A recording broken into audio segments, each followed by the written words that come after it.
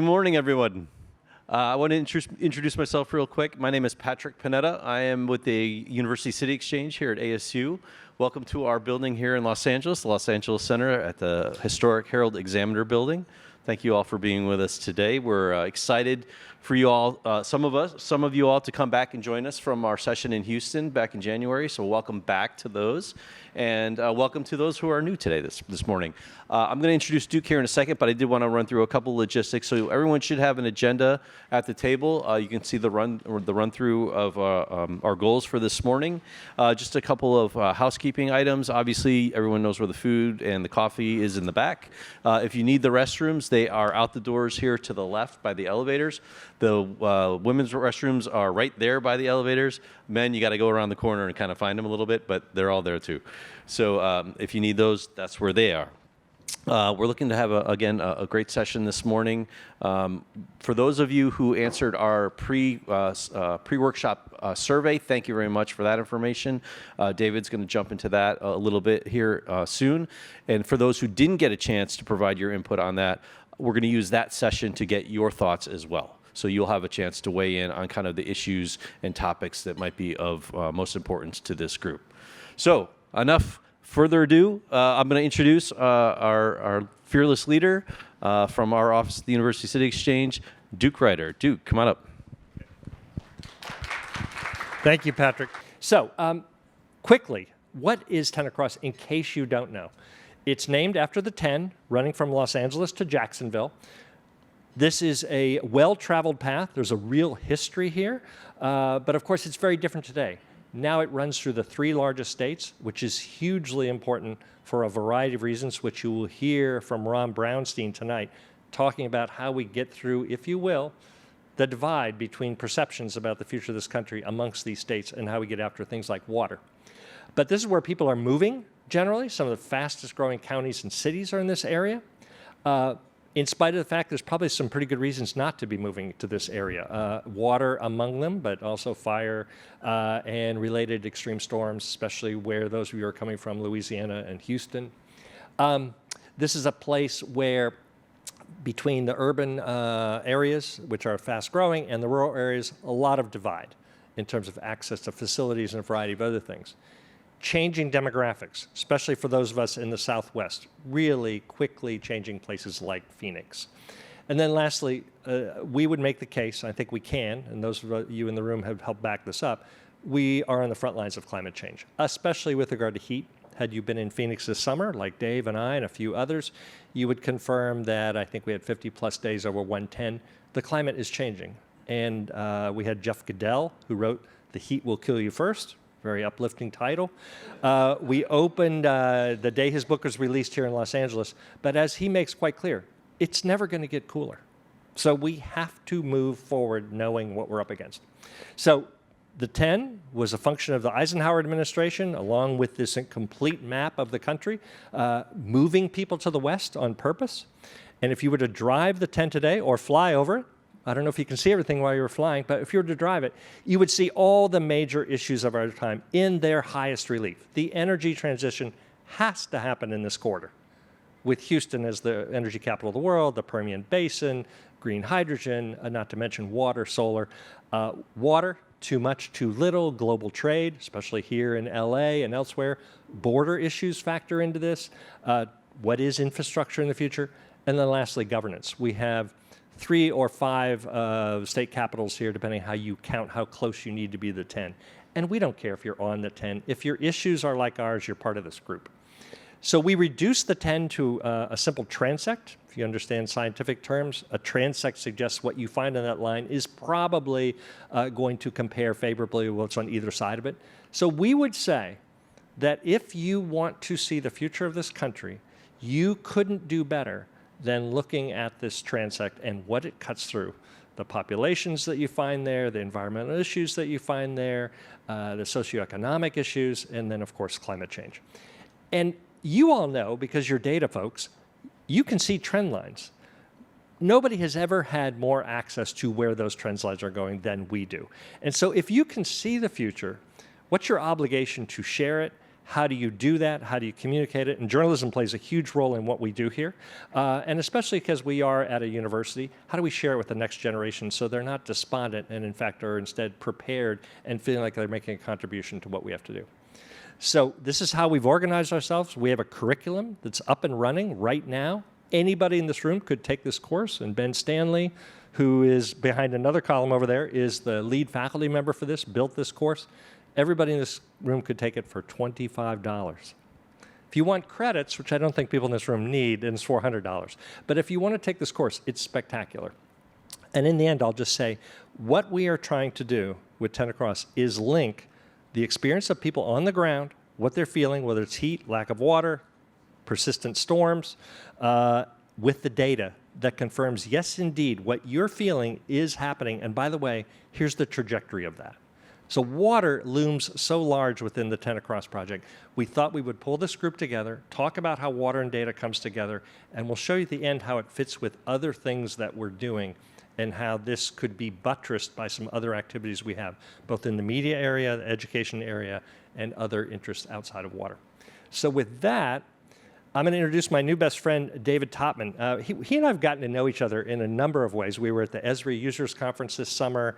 Obviously, I've been a user of AutoCAD projects, but his history with water is profound. And because he's a good guy, and you'll find that out, is going to walk us through the survey where you all are going to contribute to the things that you told us, and then break out into some smaller groups and tighten up that work. So David, you're up.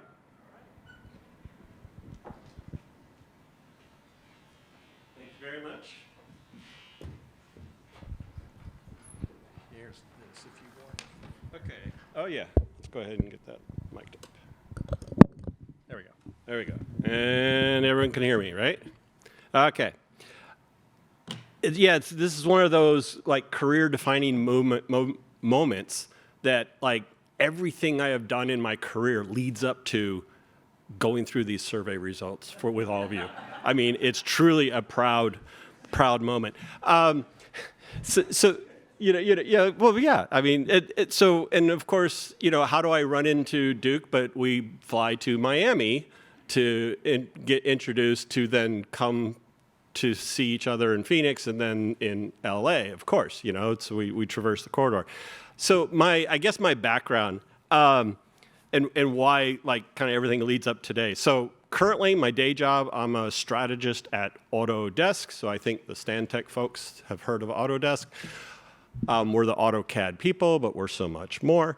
But prior to that, I started my water career, I guess, if you will, as a city servant for the city of Phoenix. I was a golf course attendant, maintenance guy at Papago Municipal Golf Course, and I never thought that would be a water job, but I ended up rebuilding the entire irrigation system of Papago Municipal Golf Course. So if you ever have golfed there, you're welcome.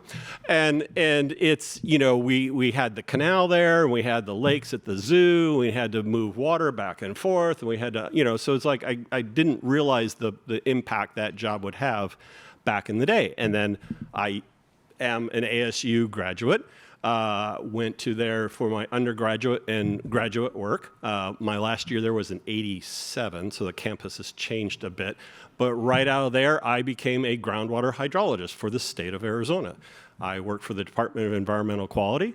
I did that for a number of years, basically working with, Clean Water Act, the safe drinking water systems, and then turned over to adjudications for a while, water rights adjudications at DWR.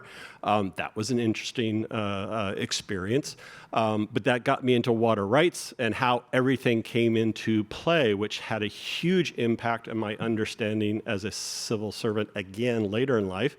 From there, though, I went into remote sensing, so I worked for Lockheed, so woohoo to the remote sensing nerds, studying basically Landsat data and building left-strutting turtle raster algorithms and things like that for the EPA, and then jumped into the dark side of IT for a year or 10 years building websites, so jcpenney.com, if you ever shop there, that's pardon me.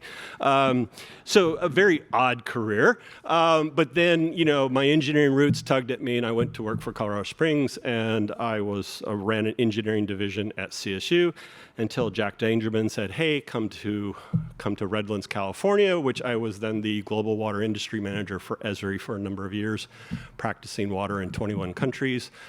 Really got to understand water at a global scale, how impassioned water can be. It's integrated into the economy, it's integrated into your faith, it's integrated into culture, and found, though, that people involved in water, it didn't matter where I was, if I was in Kuwait, if I was in Germany, if I was in Memphis, Tennessee, water people are water people, right?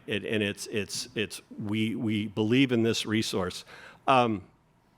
I never left ESRI. I still talk to them on a daily basis. I joined a small company called Innovise. We're hydraulic modelers. And then, we got bought by Autodesk. And so now I'm part of this massive multi-billion-dollar global company that makes and builds everything on the planet. And it's an amazing job because, like I say, as a strategist, I get to run around and as I said, a professional 5-year-old, I get to say, why, right? It's like, why isn't this product here, and why aren't we doing this? And transportation and water, they come together with drainage. Everyone does drainage, and so trying to morph this big company. So all of that leads up to trying to understand, these survey results that you have answered. But I, being kind of the data water nerd, did some math last night and looking at some of these results. And so we're going to get started with one of the first ones here. Okay, so we did the survey. I should say Buchan team did the survey, 27 responses, 19 completed. So the 8 of you that didn't, I won't call you out or anything, but that's actually an amazing response rate, right? So it gives us enough data points to start to look at some of this. And the very first kind of survey result, groundwater quantification, said everyone's saying yes, it'd be nice to know something about the groundwater, and so that's where that very first survey result kind of set my head in motion. And I did some napkin math last night, and of course pulled out ArcGIS Pro, and did some analysis. And so what I was looking at, it's like, and I haven't been a utility manager, if you will, municipal utility manager. We start looking at water systems, right? And why is groundwater quantification useful, right? And well, I start taking a look at, okay, we have 50 states, but the 10 across, there's 8 states, if I can read a map. And, and I look at the states in their entirety, but, Northern California, for those of us, and I live here in LA now, Northern California is not quite like Southern California, and the panhandle of Northern Florida is not quite like Miami Beach, where we kind of met.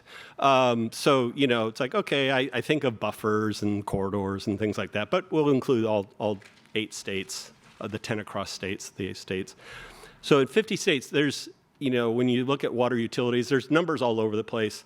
There's actually 50,000 plus what we call community water systems, right? These are permits. So 50,000 plus, actual water utilities. In the 10 across states, there's 13,854 if you're looking at permitting, right? So 27% of water utilities are in the 10 across states. Now, this is almost going to be a story of 50-50. So some of the stats are going to be 80-20, 70-30, 60-40, but in the end, you flip them around, it's weird. It comes down to 50-50. But all right, if I take a look at all of those permits, they are supposed to declare their requirements. What's their source water? Groundwater, surface water. Okay? And I'll stick with the 10 across states. 81% of the water utilities in the 10 across states use groundwater as their source. So now we're at the 80-20. It's pretty well favored for groundwater, which makes sense. arid Southwest, arid, well, we don't have a whole lot of rivers, but so we're using a lot of groundwater. Now, when you flip, though, population served, it actually flips the other way around. So in, again, kind of the national average, only 30% use groundwater at the national scale, 70% are surface water. But that's because of the proliferation of small towns and everything in the Northeast, where they actually have water, right? And all the rivers, flowing rivers. Back to our 10 across states, 37% of the population, so I'm going to round up to 40 and 60, so 40% use groundwater, 60% use surface water. So it's like, okay, 40% I just flipped, right? If you look at population served, more utilities, but actually there's more people on surface water, but we'll focus on the groundwater people because we said, hey, groundwater quantification would be a good idea. Look at the populations, and as Duke showed, 45 million folks out there in the 10 across states. If we look at all the aquifers, so from the USGS, we have about 63 aquifers in the US, right? And if you kind of look at those, of course, being a GIS nerd, having been a former employee of Esri, I suppose I had to use the tools. You look at these aquifers, there's actually only like 27 of those aquifers touch the 10 across. And if I kind of split them up, and we're looking at USGS saying we have about 33 trillion gallons of groundwater. Now, is that what's left? Is that what was ever there? Is that what's usable? The data doesn't, so lack of data, I concur with lots of sorts of things, but I kind of always tend to think of things like my dashboard on my car, right? Wouldn't it be awesome to have a groundwater like fuel gauge, right? To know where are we at, right? How much fuel do I have left? How much water do I have left for my next generation, right? Well, so 27 aquifers. If I look at those areas and I break them up, if I do weighted analysis for the geospatial nerds, right, I can break those out and look at aquifer, say, just by surface area, which I know you can't do because they're three-dimensional, but okay, I'm just going to do that. It was late last night. I was just doing this all very quickly while watching Monday Night Football. So of the 10 across aquifers, right, it's kind of like 55% of the aquifer usage and this 33 trillion gallons and these 45 million people, and if they consume 102 gallons per day per capita, which is the national average, which is awesome if they do that. I've heard some communities are much worse. It's only, 4 billion gallons of water a day, but I got to assume some water loss, and maybe it's 10% on average across the entire I-10 corridor. I'm not really sure. Some communities have 5%, some have 50%. And I can talk about those communities that have that. But then, so that means I have to treat more than I'm actually using. And if I look at net consumption and how much water is left with the weighted partial of the aquifers that are in the 10 across, I have 2,700 days of water left. So I'm like, okay, what do I do with that number? That's, 7.5 years. Not bad, I guess, for civilization. But then I know that that's totally wrong, right? That math is, there's so many assumptions in that. But I just wanted to do, but it's Monday night, why not, right? Just, give myself a little pep talk about, statistics. So I just did the math just because what would that look like, right? Because if it came down to 1 year, I'd be like, oh my God. If it was like 500 years, I'm like, oh, there's no problem, right? But it kind of, it's in that weird spot that you're like, well, all right. We got to pay attention, right? We have to do better. There's some data out there, but there's just not a whole lot that's usable, right? So we have all this data everywhere, but no information, right? And even less actionable decisions. So you guys are spot on. Groundwater quantification would be an incredibly useful thing that we should look at. And how do we do that? How would we represent kind of our groundwater fuel tank across, the 10 across? And I got exposed. So I'm part of the U.S. Water Alliance. True Elements mentioned they're a member. And actually, I guess I would co-author with Peter of the Internet of Water. We worked together in Aspen, and I remember the afternoon on the little cafe tables, and we were like, okay, someone has to run this thing. And I think, I'm not sure if you won or you lost the bet. I lost by winning. Yeah, exactly. So we our blood, sweat, and tears went into the Internet of Water. But all this kind of leading up, part of the U.S. Water Alliance, we were in Tucson. So we were in Tucson not too long ago at the U.S. One Water Summit.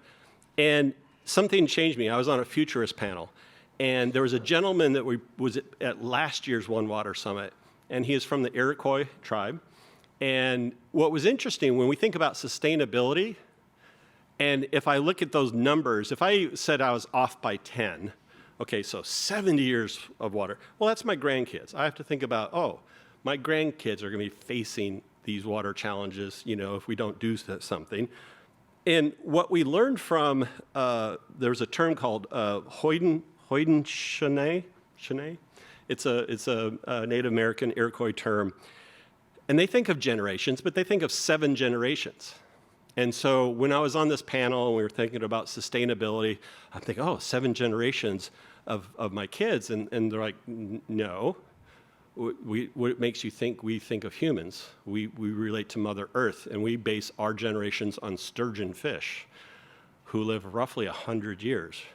So their concept of water sustainability is a 700-year window, right, for sustainability. I mean, so talk about feeling, stupid and assumptive of just human generations. And so it made me rethink how we think about water sustainability and what our planning horizons are.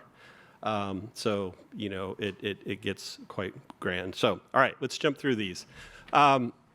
Supply and demand analysis, highly useful, makes sense. Trying to understand, the water mass balance equation is very useful.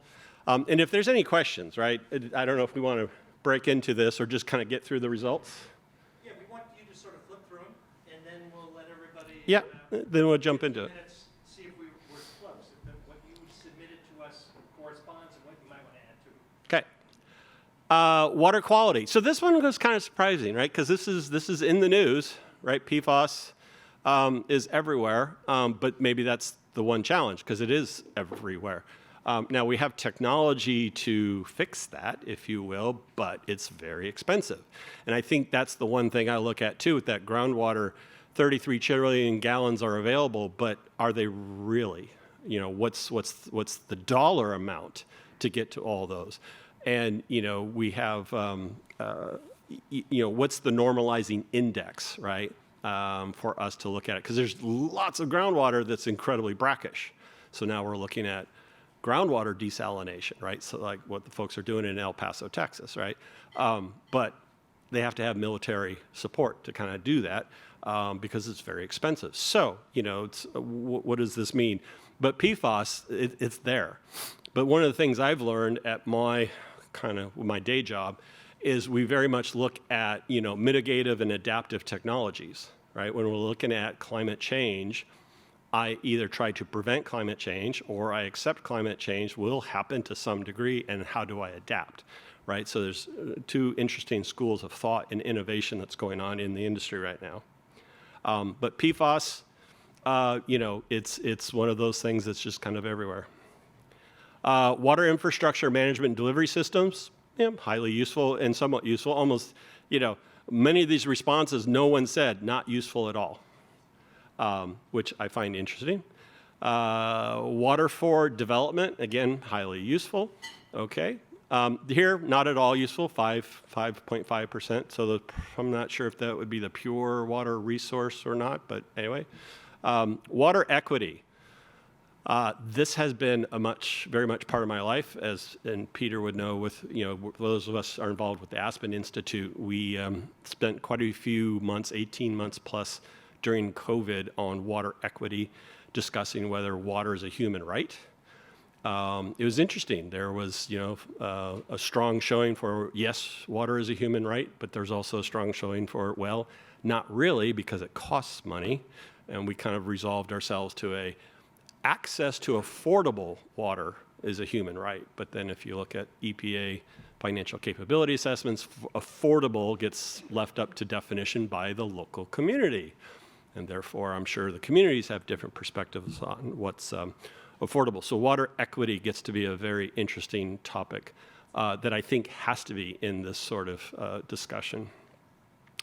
Water conservation and reuse in urbanized areas, again, predominantly useful, right? Water conservation in agriculture, agriculture, right? The big, of course, California, this huge issue of, it's one of our livelihoods, but it's also one of the major users and kind of exempt from some of our, when we were in stage 2, stage 3 water drought, stages, it was kind of like,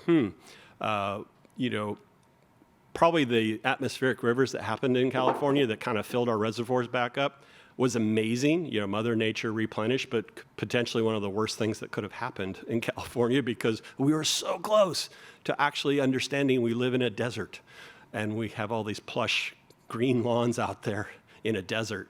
But once all the atmospheric rivers came and filled up in Lake Oroville, which was the poster child of drought, and the boats were all back up again, everyone's like, hey, drought's over. And it's like, no, it's not. But ag is one of those, and they've done an amazing job of going from, flood irrigation to drip, and that's actually caused issues in other states where, with precision farming, perched aquifers have all dried up, right? They weren't replenishing, and so shallow domestic wells are now cavitating, and the deep wells are the only ones getting to the deeper aquifers. So, even doing the right thing, ag, with going to precision farming and precision, watering, it has had some adverse effects. So agriculture is an interesting. I'm by no means an expert in ag. Hopefully, there's some ag experts in the room that can shed some light on that.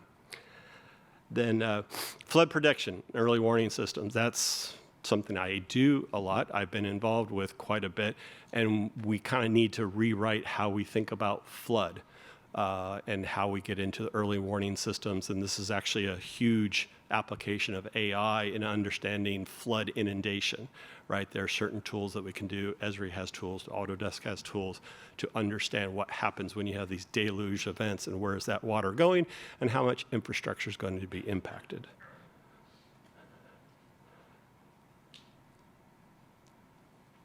Okay, so when in use cases above, which would you find most helpful if shared at a state, regional, national level? This is where water and the Aspen Institute was looking at ESG frameworks, and we love the framework of ESG, but in water, it's interesting, right? If I'm looking at, say, atmospheric, if I can clean up the atmosphere in city A, it actually benefits city B that's next to it because I have blending. In water, if I clean up river A and city A, doesn't do much for river B and city B unless they're downstream. So water tends to be very localized, right? So we have these sorts of issues. The one thing at Aspen, we would argue, where does water come into play? Is it the local level, the state level, the federal level? And of course, the answer is yes. But when the feds step in, then the state goes, oh, hey, we're the state, you can't do that. And then the locals, well, you're the state, you can't do that, right? So it's interesting where all of that fits. Oops, I went the wrong way. And then where did most of you come from? So higher education, you definitely, answered the test and did what you're supposed to do. Now let's just kind of sit on this, and this might be where we break into our sessions and discuss.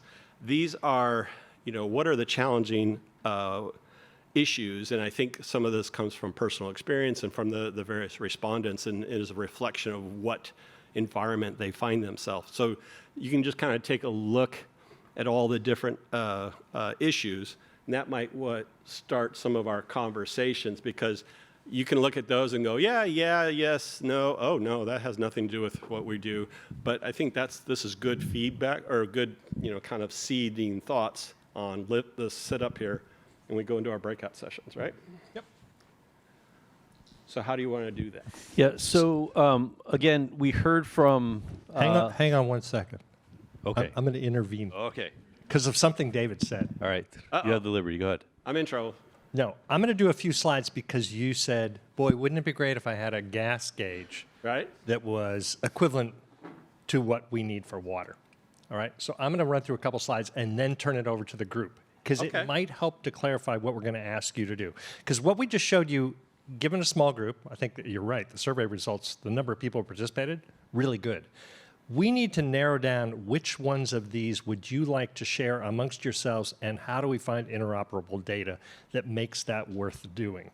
So let me show you a couple slides that will make your task maybe a little bit clearer. How about that? So, thank you, David. Yeah. So, David, and we didn't talk about this much because clearly he was doing his work last night while he was watching football. Groundwater.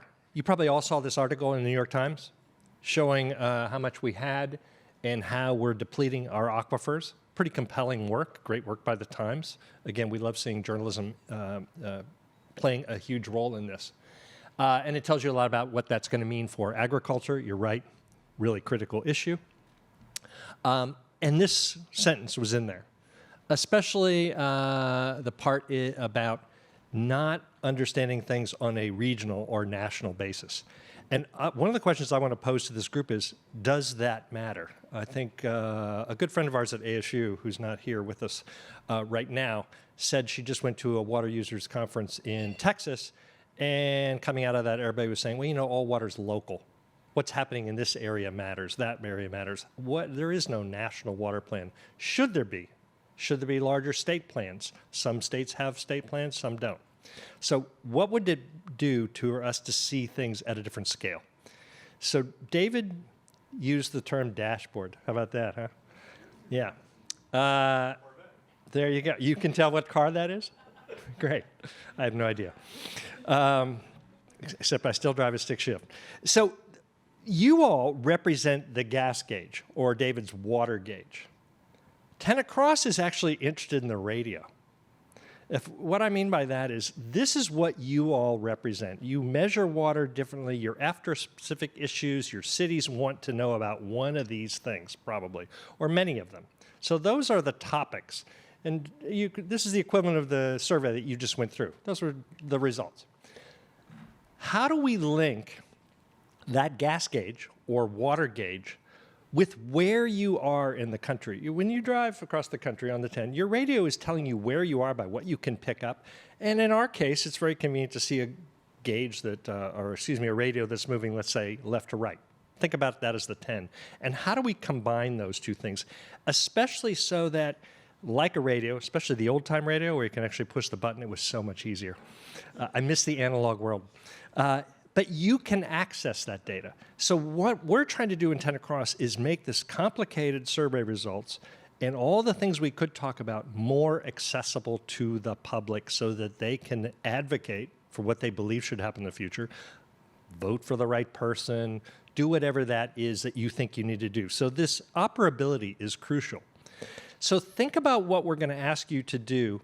And notice even AM and PM gives you already different kinds of data. Imagine a radio dial or a slider bar in digital terms for the 10. And you're moving across that, and it's helping you to communicate about issues. So there's our 10.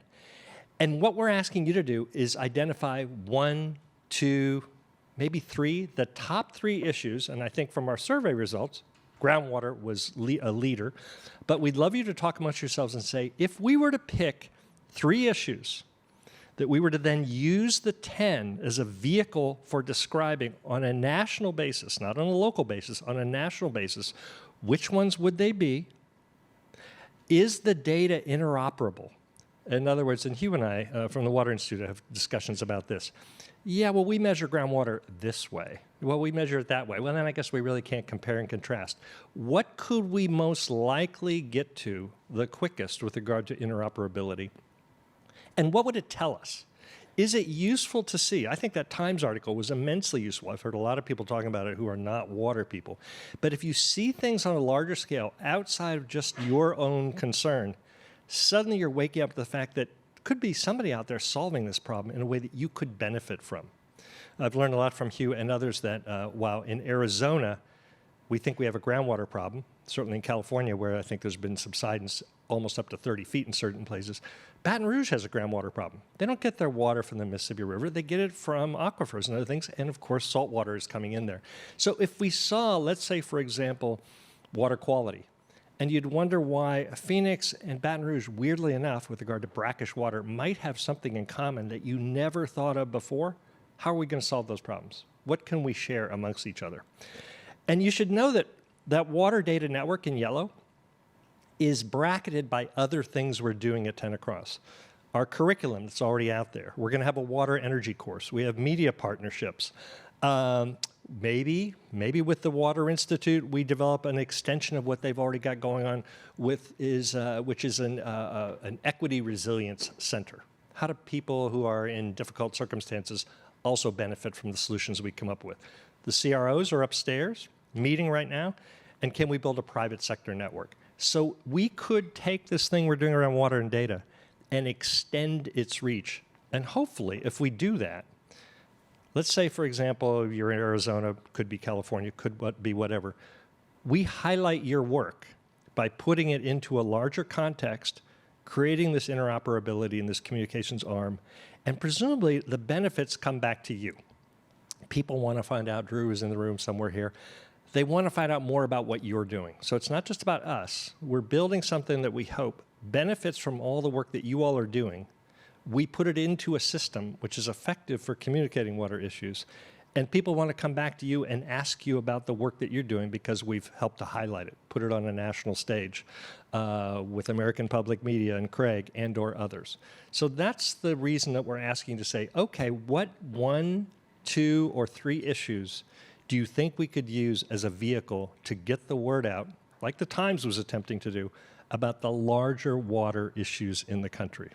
And so with that, I think on our time schedule, we were going to give you all till about 10 till 10 to communicate with each other based on what you've seen, what you think the top issues are beyond the survey. You know, how do we operationalize that a little bit? Which ones do you think would really work? And then we'll talk to each other in about 20 minutes, and then we'll take a break. Make sense? Yeah, Duke, and I think that's great. And I just wanted to jump in. So we thank the 19 people who fully completed the survey. We thank you for the 8 who partially completed the survey. But for those of you who haven't had a chance to weigh in, I think right now is the opportunity we wanted to give you all to voice what you think are the most pressing topics, one of the most challenging topics. So I would suggest real quick, Duke, before we sort of break out into sort of table discussions, are there any thoughts or ideas based on what you've heard from the survey results, as well as some of the other discussion that's occurred this morning so far about things maybe we're missing, misunderstanding, or saying are important that maybe you all have figured out or we have another way to sort of solve? And I'd like that to be a room-wide discussion, and then we'll break into the table discussions. Go ahead, buddy. I would add something about stormwater management. You know, the volume that we're all going to be dealing with in the single events, but also the quality, because we're having significant. Even if we direct that stormwater to recharge stations, it's getting contaminated quicker than we can clean it up, and that's having ramifications on all of our waterways in the regions. Great, thanks, Bonnie. Any other initial thoughts from anybody? I'd like to especially hear maybe from our network people, Drew, or our Internet of Water folks, or maybe Season, some of the things that your groups are doing. You have a question, comment over? Sure. It was interesting to see, at least just from my perspective, coming from EPA's perspective, that many of the issues that received the lowest vote of interest were the ones that the federal government's working on. So just an observation on that. But the other issue that I thought is a relevant connective issue is pricing. And I think you talked about that a bit about that in terms of equity issue, but I think it really has to do with agriculture issue as well in terms of is it a subsidy or some pricing? And I think there's very little information, I think, about that in terms of data-wise. So I thought that would be something that would be of interest to the group.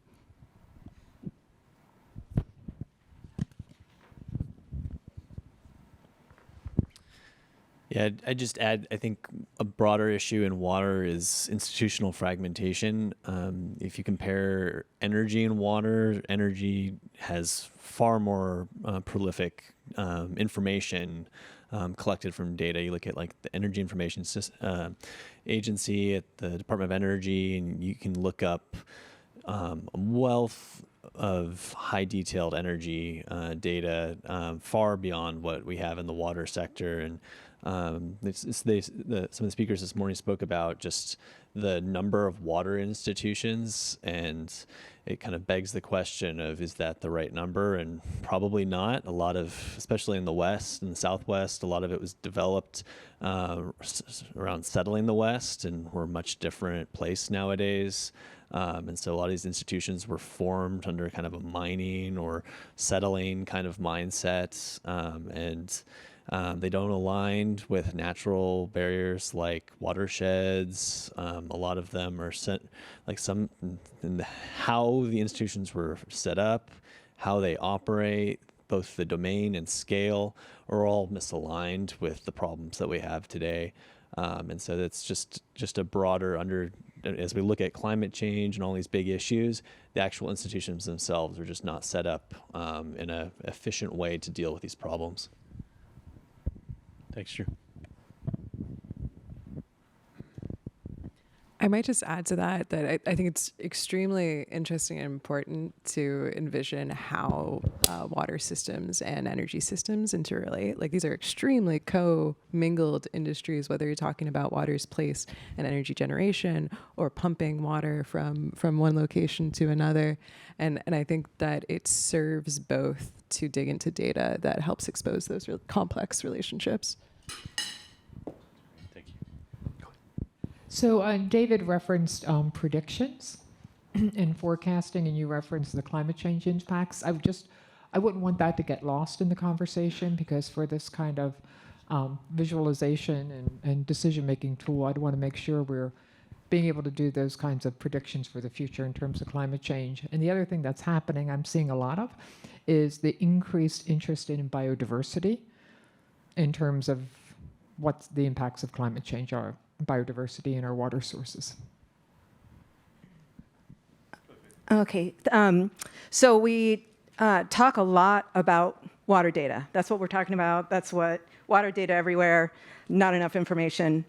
But what's behind the water data are people. And so we really have to think about what are people doing, how are they thinking, how are they behaving, and how are they interacting with the information that they're collecting. And so, for example, Duke was saying that, people are thinking very locally about their water systems, but we need really to think about regional water systems, which is true, and we need to scale it up and we need to scale it down. And so how do we situate people who are at the forefront of water data to be able to make those, to kind of break those silos, the scale silos. And so I think that if we're going to get behind the problem of water data, we need to start thinking about how we can communicate with people to help change their behavior so that they think about water data in a different way, so they can share it, so it will be interoperable, so they will be able to, kind of share and connect the water systems at all scales.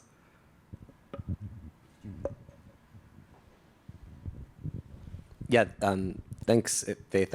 I would just want to build on what Faith said, and to think about the problem of interoperability is a little bit like, well, the famous example we all know is if you go to Europe, your plug doesn't work, right? Why is that? It's because there's some different set of standards in Europe than here. Okay, so we need an approach to building standards or accepting standards across a suite of institutions, jurisdictions, actors. So from Faith's point, if you think about it, it is always about people. So Duke, it's a great thing that you've done here, because this is a group of people, right? This group is a community. We're actually a small community, the water data community. So the more we can convene and discuss these things and kind of identify the common pieces. The one technical thing I'll offer is the idea, and I really appreciate the comment from Drew and from our colleague from EPA about the problem of fragmentation and jurisdiction and what's the federal government's role. I was with NOAA for many, many years, and I worked directly with the Office of Water Prediction, which does flood forecasting for the U.S., and the U.S. Geological Survey, which provides the foundational national water data set that you're all familiar with, the stream gauges and the National Hydrography data set, which is essentially the base map of water in the United States. So the real thing that we technically are proposing through the Internet of Water is the notion of geospatially referencing all the water data. So no matter what you're doing, let's find a way to publish that water data to the map that is the national map, right? So the idea is it doesn't matter what your water data is. It's PFAS, groundwater data, energy water data, equity water data. It's about a stream or a river, usually, or an aquifer. That's its source. So publish it geospatially so I can say, I am temperature data about the Hoover Dam, and I live here in this place at this location managed by this institution. So this is the notionally how we get out of this soup that we're in where all of it is everywhere managed by everybody to some more common frame. So the U.S. Geological Survey, we're working with them to create that framework for geospatial referencing.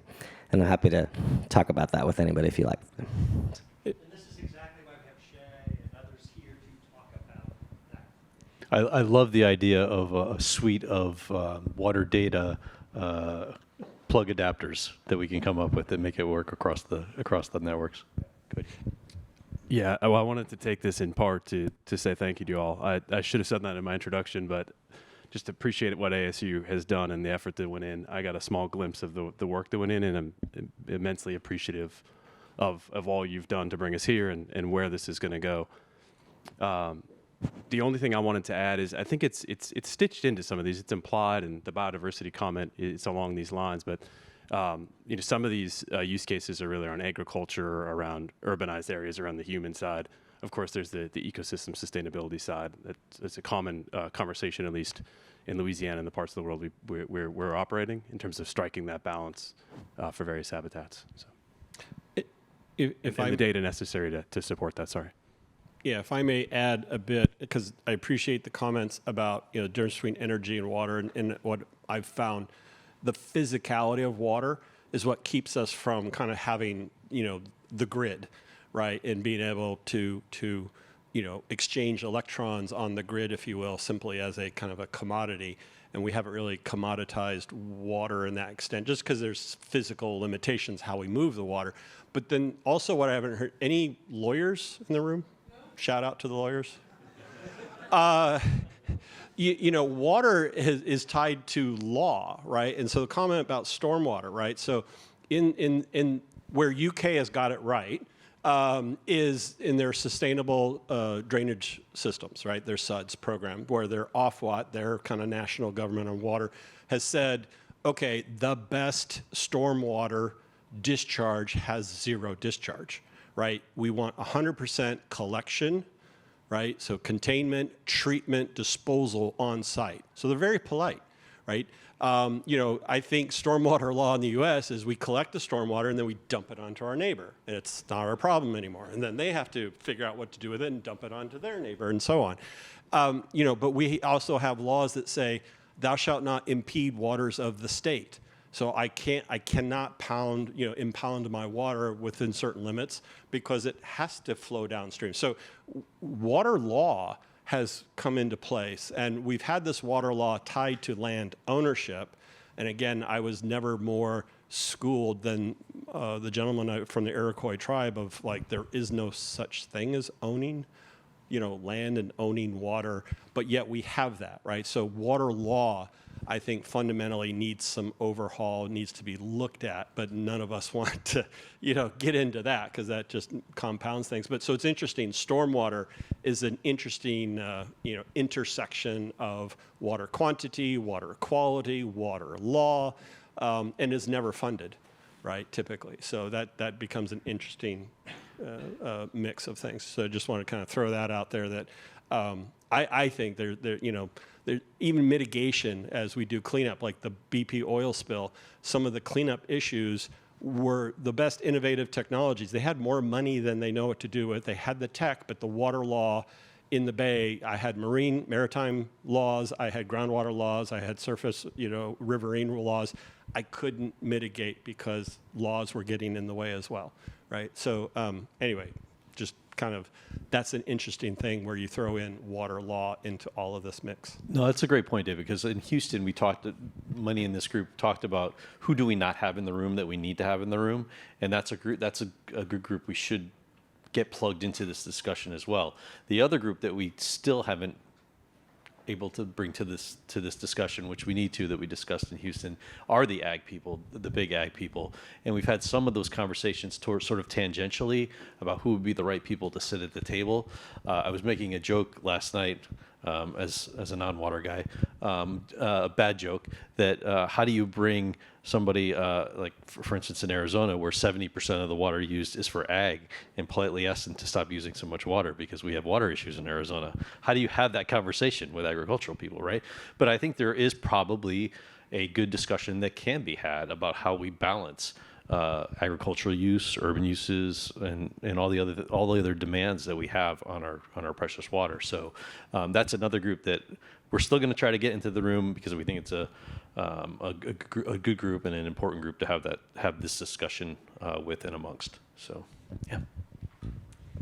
So I do a lot of work with communities, and this whole idea of getting people to the table, it's all driven by trust, right? Building trust. So then when you're thinking about these different groups, who are the power holders, right? What incentive do they have to give up, to give less? And then who else is missing? What incentive do the lawyers have to be here?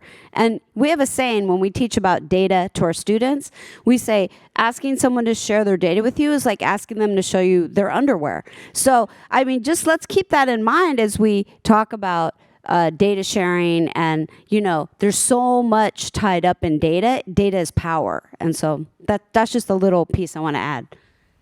That's a really great point. And I went to the U.S. Water Alliance One Water Summit a couple of weeks ago, and I mean, obviously they have an extensive network of expertise and experts that are working, and the idea is to try to how do we as a group dial into all those people that are out there doing the work, and then getting back to Peter's point about getting all this data interoperable so that we can actually get information and affect decision making and policy making. Yes, Bob.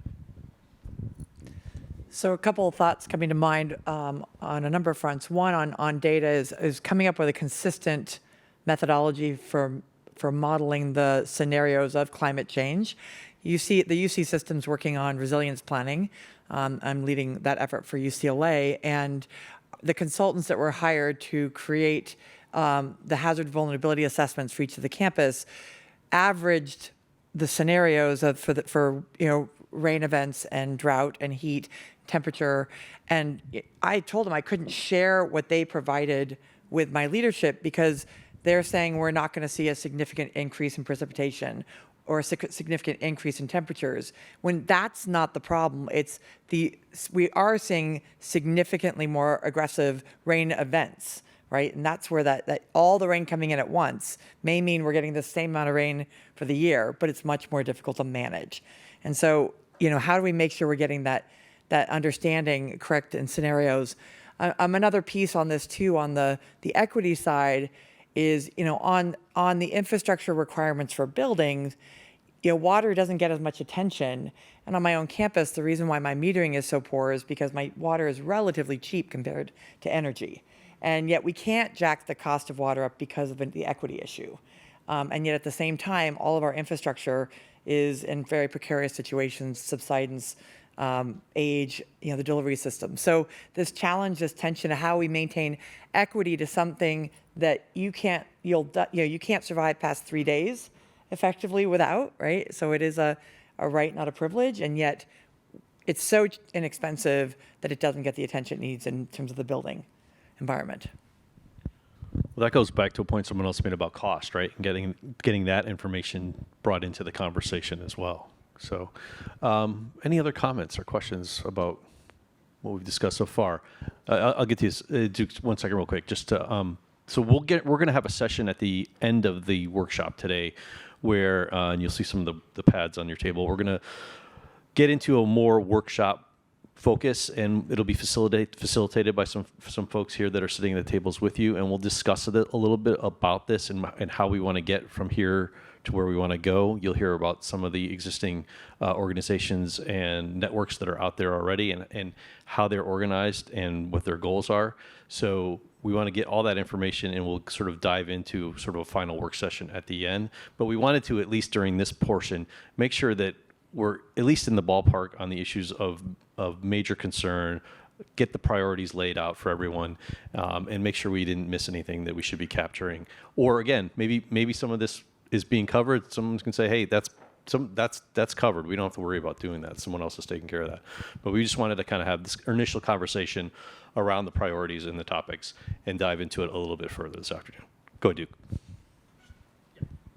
So let's be really clear about what we're not doing. What we are not doing is trying to recreate another Internet of Water or create a massive database that people can use to interrogate every possible topic we could imagine up here, or any variety of things that you all know better than I do.